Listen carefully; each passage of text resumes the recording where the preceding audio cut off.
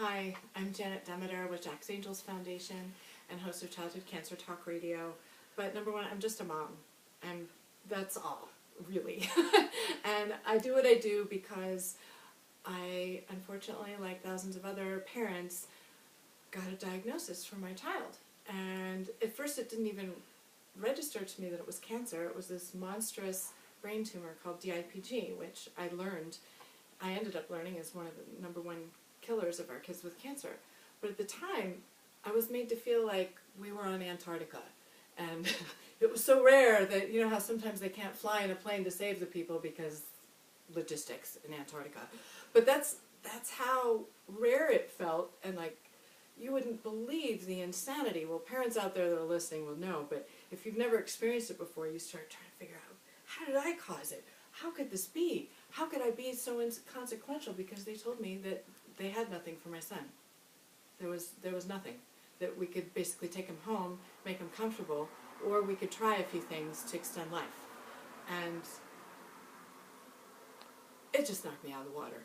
And then what was worse was after he died, I found out that brain tumors are the leading cause of death in kids with cancer. And that DIPG, what he had, is responsible for 80% of those deaths every year. How can that be inconsequential? And how could there be 200 to 400 kids every year being diagnosed, and that's maybe if they know what it is, and at least that number dying. And now with the advent of social media, this happened in 2011, with the advent of social media and more groups coming up and more people, despite the isolation and devastation of the actual diagnosis, people coming together and saying, oh my God, look at all these other people. Why hasn't anything been done? And then you realize, then you learn that only 4% of our government budget for cancer research, only 4% of it benefits pediatric cancer.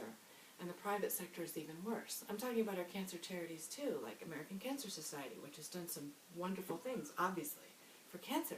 But please don't use our children on your advertisements if you're giving so little to the actual research for them, it's pretty much inconsequential. And so the private sector, same thing with the pharmaceutical companies that are actually finding a lot of solutions for us. The incentive isn't real big for them because the population isn't big and they're profit motivated, of course, number one. So necessarily our government money should be protecting those citizens that are being overlooked, that are most vulnerable, our children. Here in the United States of America, where we boast to have the best, the best science, the best medicine, the best of everything, and yet we're making the decision somewhere to let these kids die every year. I found out that Neil Armstrong's daughter died of DIPG in 1962. What planet do we live on? I'm sorry. And I'm laughing because I can't, because it's incredulous. And I watch parents go through the same thing I did. Every day, having to watch their child die, not know when, and be made to feel like their children's lives don't matter. And I'm telling you, they do matter. There's something we could do.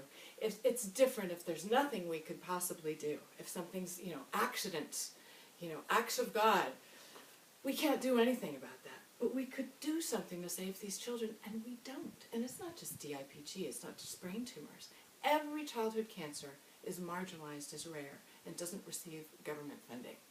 Every single one. Most of the childhood cancer research is supported by parents of children that have died and that don't want to see other people go through the same thing. So support your local children's cancer charities and research groups. They are collectively together funding the research for it. Not to say that there's some pharmaceutical companies that are really pitching in and going the extra mile for us, and thank God for them, like Genentech, and there are a few others that I could name. I'm not here to do a commercial for anybody, but I'm here to tell you that our children's lives aren't mattering to our system. Our Constitution, life, liberty, and the pursuit of happiness, for some reason, they're getting the raw end of the deal here. And so please wear gold for Childhood Cancer Awareness Month. Ask your representatives in Congress to support all the wonderful childhood cancer legislation out there, like the STAR Act, the Race for Children Act, and the 21st Century Cures Act. Any funding for NIH, please support. But bigger yet, let your representatives know that the administration is not acknowledging the fact that Americans have been outspoken about the 4% that's not acceptable for a few years now. The Moonshot Initiative is business as usual, folks. I'm sorry to tell you that. But it is. The same panel of people that have been making decisions for us for a long time. I'm hopeful. You know, my skepticism has always been restrained, but I myself hosted a Moonshot Summit for the office of the Vice President, and the only question they wanted us to regard concerning childhood cancer funding was what more private sector incentives can we create instead of what the heck's going on with our government funds. Every piece of childhood cancer legislation that had some provision into analyzing the flow of funding at NCI to find out why our kids weren't getting anything died. And there's nothing really in it for the new legislation except one little awareness resolution, which doesn't allocate funds, it's not political.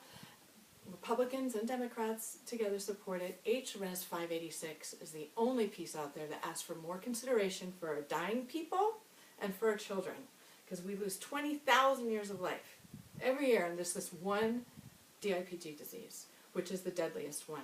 Why aren't we trying to cure the deadliest ones, the ones that elude our science, the ones that would logically bring us to a cure or help bring us to a cure faster? We don't do it. The numbers aren't great enough for investors. No parent should ever have to hear that, and that's what I heard. And that's what I have to watch. I have to watch other parents watch their child die, and the child is aware the whole time until their respiration finally fails. You can go to jacksangels.org for more information about DIPG. Visit our advocacy page for more information about the legislation. Get involved and wear gold. And use your voice. It's all we got, we the people. Thank you.